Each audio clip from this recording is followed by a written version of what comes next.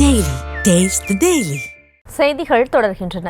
கள்ளக்குறிச்சி மாவட்டம் உளுந்தூர்பேட்டையில் உள்ள அரசு பள்ளி வளாகத்தில் தீ வைத்து எரிக்கப்பட்ட குப்பையில் தவறி விழுந்த 7ஆம் வகுப்பு மாணவனுக்கு தீக்காயம் ஏற்பட்டுள்ளது. இது குறித்தான கூடுதல் விவரங்களுடன் இணைக்கிறார் நமது செய்தியாளர் சகாதேவன். வணக்கம் சகாதேவன், மேலும் விவரம். வணக்கம் சேசி. கள்ளக்குறிச்சி மாவட்டம் உளுந்தூர்பேட்டை அருகே உள்ள பூமாம்பாக்கம் பகுதியைச் சேர்ந்த பாலுசாமி மகன் காமேஸ்வரன். இவர் உளுந்தூர்பேட்டை அரசு ஆண்கள் மேல்நிலைப் பள்ளியில் 7ஆம் வகுப்பு படித்து வருகிறார். இந்த நிலையில் வழக்கம் போல் பள்ளிக்கு சென்ற மாணவன் வகுப்பு அறையில் படித்துக் கொண்டிருந்தனர். அதற்கு முன்னதாக பள்ளி வளாகத்தில் சேகரிக்கப்பட்ட குப்பைகளை வைத்து எரித்துள்ளனர். அந்த தீயை அணைக்காமல் அப்படியே விட்டு சென்றுள்ளனர். இந்த சூழலில்தான் மதிய உணவு இடைவெளியில் போது வகுப்பு அறையில் இருந்து வெளியே வந்த மாணவன் சக மாணவர்களுடன் சென்ற போது எதிர்பாராத விதமாக தீ வைத்து எரிக்கப்பட்ட குப்பையில் தவறி விழுந்துள்ளார்.